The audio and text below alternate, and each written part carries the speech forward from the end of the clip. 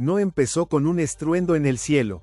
Empezó en una sala de juntas, bajo luces frías, entre calendarios, cuotas de mercado y una palabra que lo devoraba todo: prisa.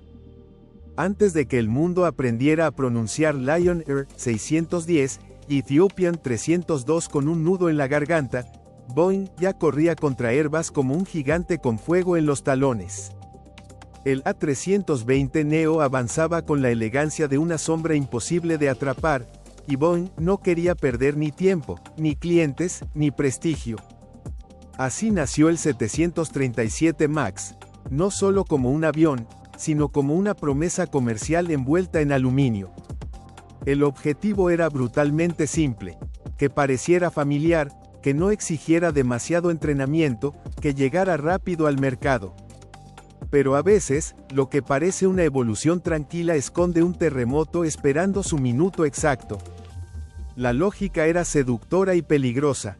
Si el MAX podía venderse como una continuación natural del viejo 737, las aerolíneas ahorrarían dinero, los pilotos evitarían largas transiciones y Boeing mantendría a su rival europeo.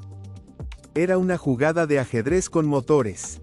El problema fue que, para conservar esa apariencia de continuidad, se maquillaron cambios profundos como si fueran detalles menores.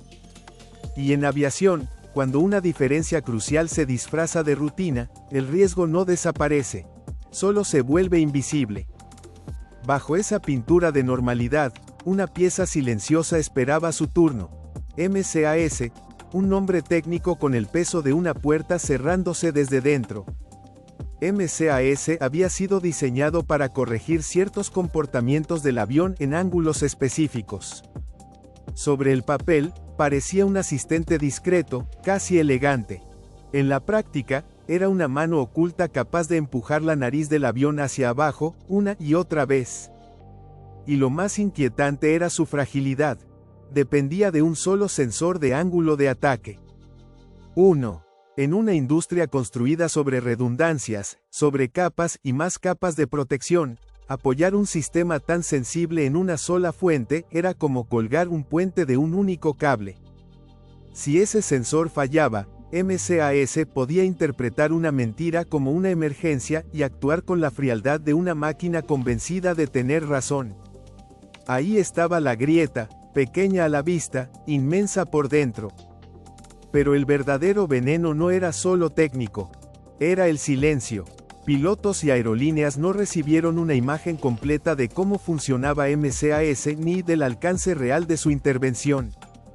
El sistema no debía sentirse como una revolución, porque una revolución cuesta dinero, retrae entregas y asusta a clientes.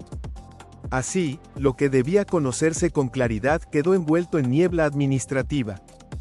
En un avión, lo que no se entiende no es un detalle, es una sombra sobre cada decisión tomada en segundos. Mientras el calendario avanzaba y la competencia apretaba, también lo hacía la certificación.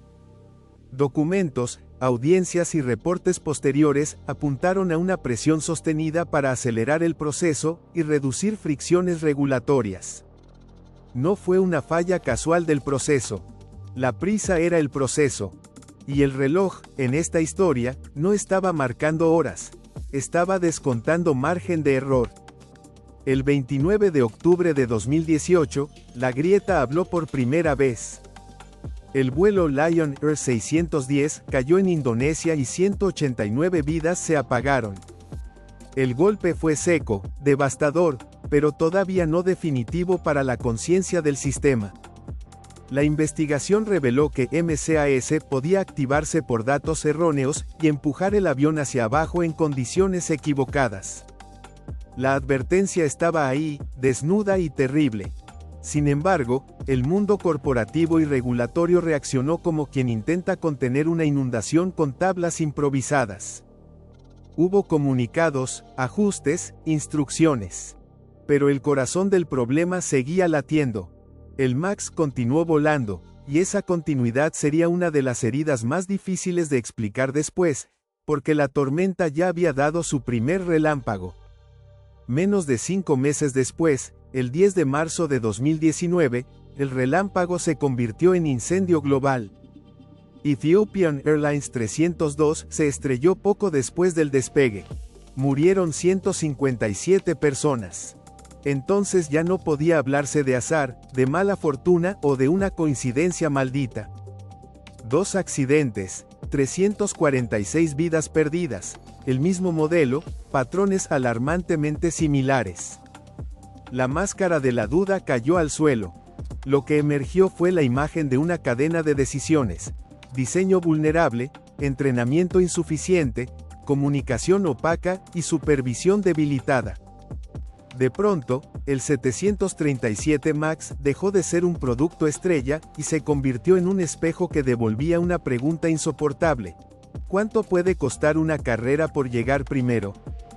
La respuesta fue inmediata y mundial. País tras país comenzó a cerrar el cielo al MAX. China movió ficha temprano, y el 13 de marzo la FAA ordenó la inmovilización en Estados Unidos. Centenares de aviones quedaron en tierra. Miles de vuelos semanales fueron alterados. Decenas de aerolíneas tuvieron que reescribir rutas, calendarios y promesas a pasajeros. El impacto se sintió como un apagón industrial. Hangares en silencio, entregas congeladas, cadenas de suministro tensionadas. Un avión que había sido vendido como eficiencia y continuidad se transformó en un símbolo de incertidumbre. Y cuanto más se intentaba explicar el desastre, más claro quedaba que no se trataba de una sola pieza rota, sino de una arquitectura entera inclinándose hacia el abismo. El núcleo técnico era demoledor por su simpleza.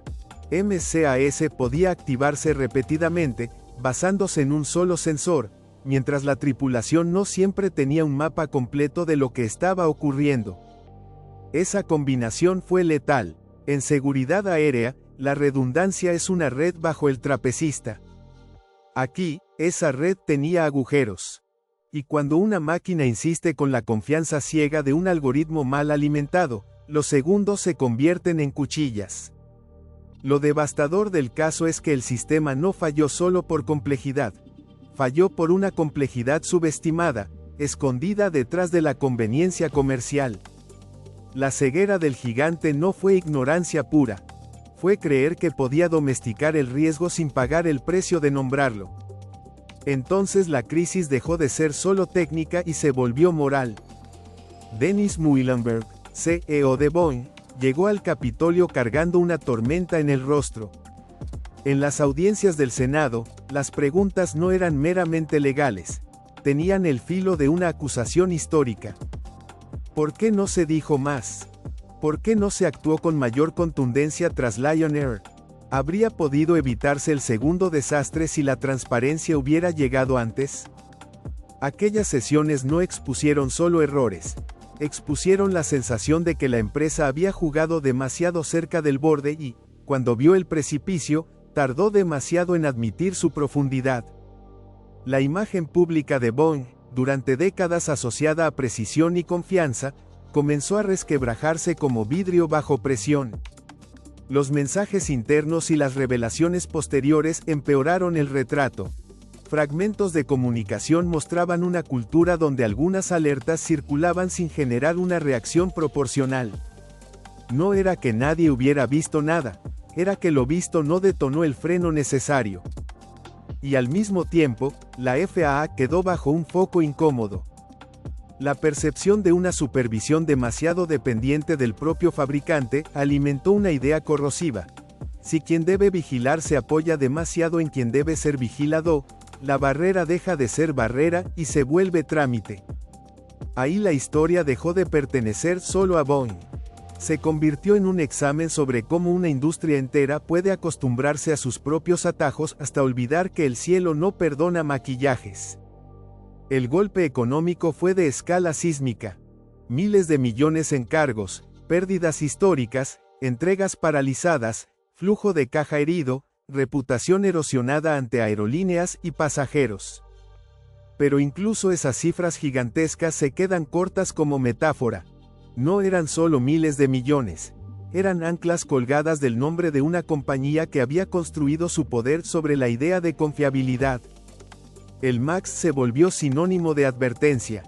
Demostró que una empresa líder no necesita maldad caricaturesca para caer. Le basta con una suma de concesiones aparentemente racionales. Ahorrar tiempo aquí, simplificar allá, comunicar menos, confiar de más, competir como si el calendario pudiera negociar con la física. Y cuando todas esas decisiones se alinean, el resultado no es eficiencia. Es una cuenta que llega con intereses imposibles de pagar. Por eso esta historia no trata solo de dos accidentes. Trata del momento en que múltiples barreras se dieron al mismo tiempo: la ingeniería, la comunicación, la certificación, la supervisión y la cultura empresarial. Trata de lo que ocurre cuando el marketing habla más alto que la prudencia, y cuando parecer seguro importa más que serlo por completo. Y hasta aquí llegamos. Por cierto, te cuento un secreto. Soy una inteligencia artificial, sí, la mente digital que armó este relato. Y como todavía puedo tener algunas alucinaciones o resbalones en los datos, si notaste algún error, déjamelo en los comentarios y ayúdame a afinar mis circuitos. Si te gustó este video, suscríbete, dale like, y quédate cerca, porque la próxima historia ya está encendiendo motores.